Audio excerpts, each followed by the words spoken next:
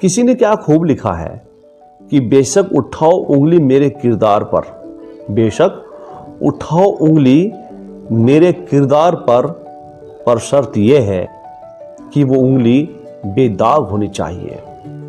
कहने का सीधा सा मतलब यह है कि अगर आपको मेरे या किसी के भी किरदार पर कोई दाग नजर आ रहा है और आप उस पर उंगली उठाना चाहते हैं तो शौक से उठाइए, लेकिन शर्त यह है कि आप भी खुद बेदाग होने चाहिए। आपकी उंगली जो मेरी ओर उठ रही है पहले वो बेदाग होनी चाहिए।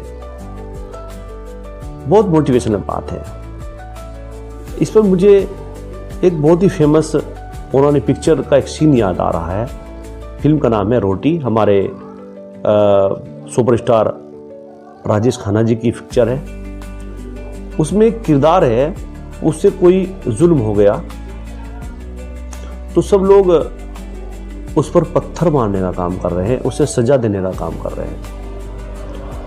तो उसी समय हमारे अभिनेता राजेश खन्ना जी वहाँ आते हैं और सबको समझाते हैं कि आप इस बेचारी को सजा देने का काम कर रहे हैं तो आप शौक से कीजिए, लेकिन पहला पत्थर वो मारे जिसने कोई पाप न किया हो। तो सब लोगों के हाथ रुक गए। यानी कि थोड़ा थोड़ा पाप किसी न किसी रूप में सबसे हुआ है। वो सीन ये समझाने की कोशिश कर रहा है। फिर उन्होंने वहाँ एक गाना भी गाया कि यार हमारी बात सुनो, ऐसा एक इंसान सुनो जिसने पाप ना किया हो, जो पापी ना हो, वगैरह वगैरह।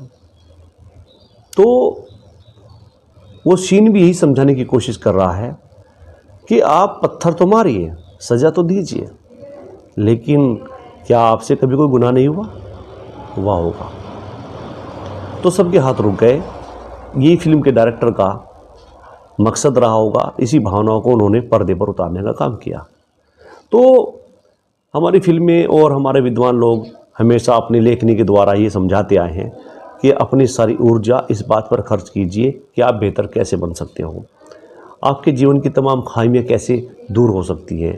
दूसरों की खामियों पर मक्खी बनकर आप बैठने का काम मत कीजिए। आप इंसान हो, कोई फ़ायदा नहीं है कभी भी किसी के जीवन में कोई भी खामी है।